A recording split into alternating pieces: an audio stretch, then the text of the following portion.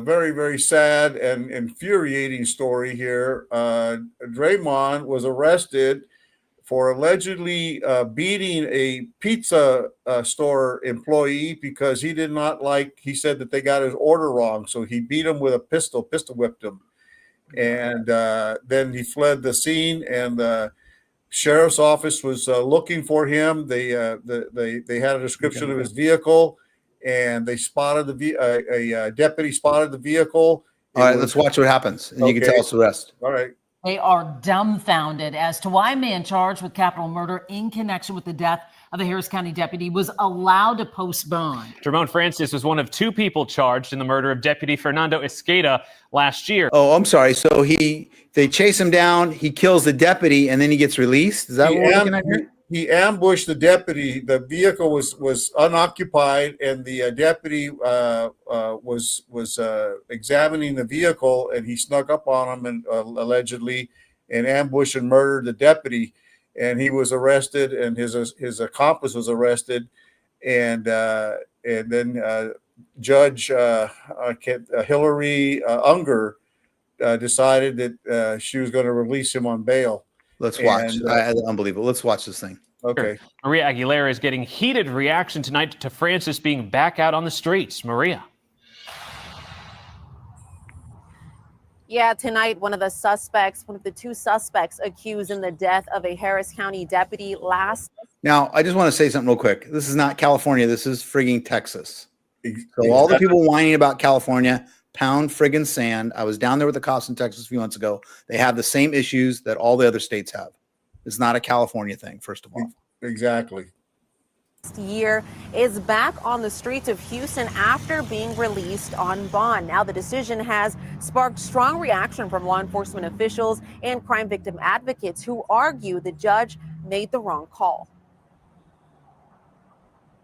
Freaking judges. A rare situation. It's a slap in the face to all law enforcement officers. It's a definite slap in the face to the public. Dremone Francis is out on bond months after a judge set a combined $1 million bail in his case. He's charged with capital murder and tampering with evidence in connection to the death of Harris County Sheriff's Deputy Fernando Esqueda in July 2024. What's your reaction to the suspect being released on bond? I was angry. I was ticked off. Andy Kahn is a victim advocate with Crime Stoppers of Houston. He tells me he's baffled. I've never, ever in my career ever seen a defendant charged with capital murder of a police officer get out on bond. Deputy Esqueda was shot and killed in an ambush while looking for a suspect. It's a new world. Pistol whipped a Little Caesars employee over a wrong pizza order.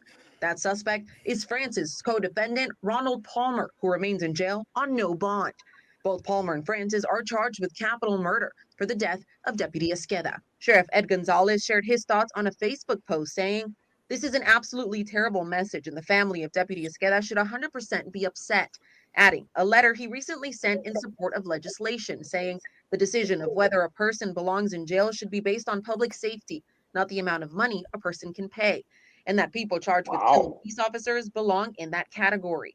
The Harris County Deputies organization also sharing their reaction, saying on Facebook they are outraged and appalled that Francis was given a bond. What message does this send to the community? It's horrifying to me. I mean, the fact that you can, be charged with capital murder of a police officer and actually post a bond and get back out. Palmer is set to appear in court tomorrow morning, while Francis, who is currently out on bond, is scheduled to return in March. Live in Houston, Maria Aguilera, KHOU 11 News.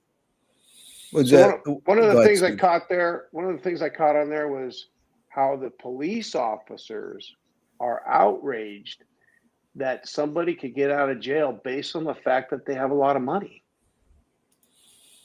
I'm just, wow. It's amazing that there you go right there. Money and power. But anyway, and this guy is facing the death penalty, and in Texas they execute people. He's facing a death penalty, and she finds that he's fit to be released out to the public. Did and that he will make all of his court appearances. The guy who's in custody, is he determined to be the shooter, or what's going on? Why is one in custody and one not? They really didn't elaborate on that. I don't know. The other guy does not have a bond set at there's no bond at all. It was just a money. It was okay. So and this I'm just going to play this out. I'm just going to play this out because I don't know why one person have the bond and the other. I know what you're thinking. Maybe the investigation so far showed that maybe it was the other guy who actually did the murder.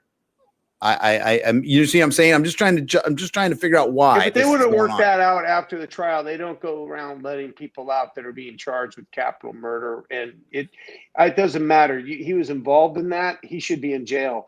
They can work all that stuff out later, whether or not they want to lighten up his sentence or let him have extra pizza on pizza day in prison.